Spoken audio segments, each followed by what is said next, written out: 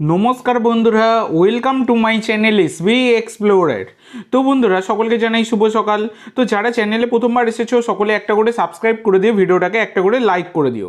তো প্রথমেই যে আপডেটটা দিয়ে শুরু করতে চলেছি সেটা হচ্ছে একজন বিদেশিকে নিয়ে, তার নাম হামিদ আহাদাত। তো এই হামিদ আহাদাতকে নিয়ে গতকালকেই তোমাদের সাথে আলোচনা করেছি। 30 বছর বয়সী মরক্কান স্ট্রাইকার, মার্কেট ভ্যালু 4 কোটি টাকা। বর্তমানে তিনি মরক্কোর একটি ফার্স্ট ডিভিশন ক্লাবের সাথে যুক্ত রয়েছেন এবং এই প্লেয়ারটি কিন্তু যথেষ্ট কোয়ালিটি প্লেয়ার, যথেষ্ট কোয়ালিটি রয়েছে। এছাড়া মরক্কোর জাতীয় দলেও তিনি কিন্তু খেলেছেন, একখানা মাত্র ম্যাচ খেলেছেন মরক্কোর জাতীয় দলের হয়ে 23 আগস্ট 2022 সালে। তো এই প্লেয়ারটি তাকে কিন্তু ইস্ট বেঙ্গল চূড়ান্ত করতে চলেছে, অ্যাডভান্স স্টেজের কথাবার্তা চালাচ্ছে।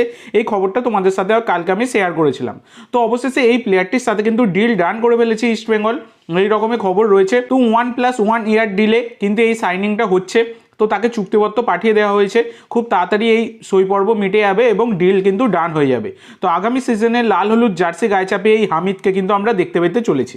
তো এর পরবর্তী যে আপডেটটা তোমাদেরকে দিতে চলেছি সেটা হচ্ছে আমাদের ভারতীয় প্লেয়ার ভালপুইয়াকে নিয়ে। তো ভালপুইয়া হচ্ছেন একজন 25 বছর বয়সী ভারতীয় রাইট ব্যাক, মার্কেট ভ্যালু 1.8 কোটি টাকা। বর্তমানে যুক্ত রয়েছেন মুম্বাই সিটি এফসির সাথে এবং মুম্বাই সিটি এফসির সাথে তার কিন্তু 2027 সাল অবধি চুক্তি রয়েছে। তো বর্তমানে দাঁড়িয়ে যা আপডেট বেরিয়ে আসছে, এই ভালপুইয়ার ওপর এনকোয়ারি চালিয়েছে ইস্টবেঙ্গল ম্যানেজমেন্ট। তো ইস্টবেঙ্গল ম্যানেজমেন্ট কিন্তু মানে এবারে ট্রান্সফার মার্কেটে বেশ অ্যাক্টিভ, কিছু ভালো ভালো ডিল কিন্তু তারা ক্র্যাক করার চেষ্টা করছে এবং তারা কিছু ভালো ভালো প্লেয়ারকে বেশ মানে দলে তুলেও নিয়েছে। তো সেই রকমই কিন্তু এই ভালপুইয়ার ওপরেও ইন্টারেস্ট শো করছে। তো দেখা যাক পরবর্তীকালে এই বিষয়ে কোনো রকম আপডেট পেলে তোমাদের সাথে শেয়ার করব। তো এর পরবর্তী যে আপডেটটা তোমাদের সাথে শেয়ার করতে চলেছি সেটা হচ্ছে চুঙ্গা হামারকে নিয়ে। তো চুঙ্গা হামার হচ্ছেন একজন 24 বছর বয়সী ভারতীয় উইঙ্গারের প্লেয়ার, মার্কেট ভ্যালু 1.4 কোটি টাকা। তো অ্যাজ পার ট্রান্সফার মার্কেট 31 মে 2025 তার কিন্তু হায়দ্রাবাদের সাথে চুক্তি শেষ হয়ে গেছে। তো এই প্লেয়ারটিকে কিন্তু আইএসএলের বেশ কিছু ক্লাব তাকে নিতে ইন্টারেস্ট শো করছে, এই চুঙ্গা হামারকে। তো সেই রকমই ইস্ট বেঙ্গল ম্যানেজমেন্ট কিন্তু এই প্লেয়ারটির ওপরও এনকোয়ারি চালিয়েছে তার পসিবল ট্রান্সফারের জন্য। তো এবার এটাই এখন দেখার বিষয় পরবর্তীকালে এই বিষয়গুলো নিয়ে কি আপডেট আসে বা ফার্দার কোনো ডেভেলপমেন্ট যদি হয় তাহলে অবশ্যই আমি তোমাদের সাথে শেয়ার করে দেবো। সেই কারণে একটা করে সাবস্ক্রাইব তোমরা করে রেখো। তো পরবর্তী আপডেটে যাওয়ার আগে তোমাদের সকলের কাছে আমার একটাই অনুরোধ, অবশ্যই সকলে একটা করে সাবস্ক্রাইব করে দিয়ে আমাদের সাথে যুক্ত হয়ে যেও। পরবর্তীকালেও এরকম গুরুত্বপূর্ণ আপডেট তোমরা পেতে থাকবে। আর সাবস্ক্রাইব করা যেহেতু ফ্রি, তাই অবশ্যই সকলে একটা করে তোমরা সাবস্ক্রাইবটা করে দিও যারা নতুন এসেছো।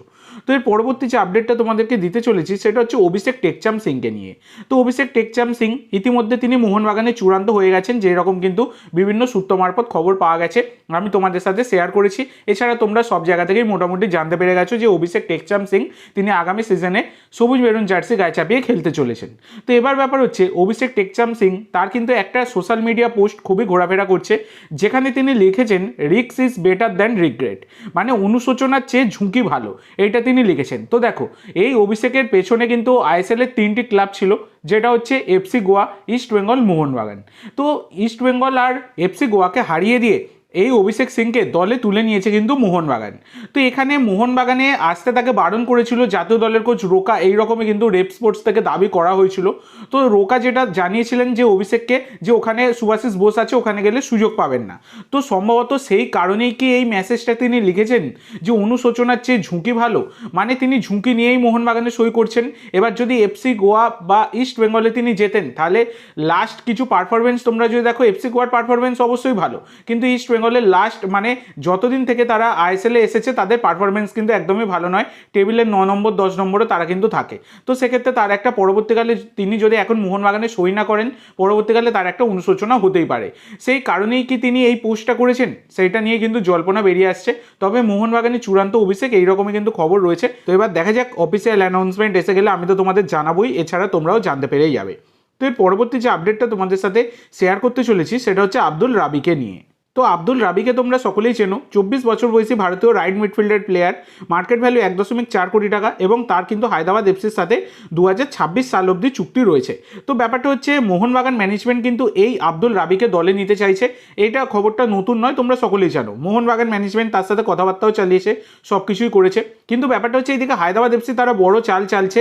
হায়দ্রাবাদ এফসি তারা চাইছে লাইক টু লাইক চেঞ্জ, মানে আব্দুল রাবি তিনি যদি মোহনবাগানে আসেন হায়দ্রাবাদ থেকে, তাহলে তারা মোহনবাগান থেকে সালাউদ্দিনকে দাবি করেছে। তো সালাউদ্দিন অবশ্যই দুর্দান্ত প্লেয়ার, একজন প্রমিসিং প্লেয়ার।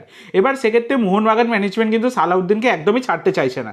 তোমরা যদি দেখো আব্দুল রাবিও যেমন মানে দুর্দান্ত কোয়ালিটির প্লেয়ার, সালাউদ্দিনও কিন্তু দুর্দান্ত কোয়ালিটির প্লেয়ার, সেটা কিন্তু তিনি সুপার কাপে প্রমাণ করে দিয়েছেন। সেক্ষেত্রে মোহনবাগান ম্যানেজমেন্ট কখনোই সালাউদ্দিনকে কিন্তু তারা ছাড়তে চাইছে না, এবং সালাউদ্দিনকে নিয়ে একটা লম্বা পরিকল্পনা কিন্তু মোহনবাগান ম্যানেজমেন্টের রয়েছে। তো সেই কারণে যা খবর পাওয়া যাচ্ছে, এই আব্দুল রাবির এই যে ডিলটা, এটা কিন্তু বর্তমানে দাঁড়িয়ে গেছে।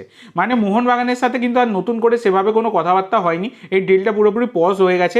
যদি আবার পরবর্তীকালে দুই পক্ষ কোনোভাবে রাজি হয় কোনো বিষয় নিয়ে, তাহলে কিন্তু এই ডিলটা এগোতে পারে, নাহলে কিন্তু এই আব্দুল রাবির ডিল হওয়া বর্তমানে দাঁড়িয়ে অসম্ভব, সেই রকমই কিন্তু খবর রয়েছে। তো এই পরবর্তী যে আপডেটটা তোমাদের সাথে শেয়ার করতে চলেছি, সেটা হচ্ছে করণ রায়কে নিয়ে। তো করণ রায় হচ্ছেন একজন 25 বছর বয়সী ভারতীয় অ্যাটাকার, যিনি বর্তমানে যুক্ত ছিলেন, মানে এর আগে আর কি যুক্ত ছিলেন আই লিগের 2য় ডিভিশনের ক্লাব ইউনাইটেড এসসির সাথে। এবং এই প্লেয়ারটি কিন্তু আমাদের পশ্চিমবঙ্গের প্লেয়ার, এই করণ রায়। তো এই করণ রায় তাকে কিন্তু সই করিয়ে নিয়েছে মোহনবাগান।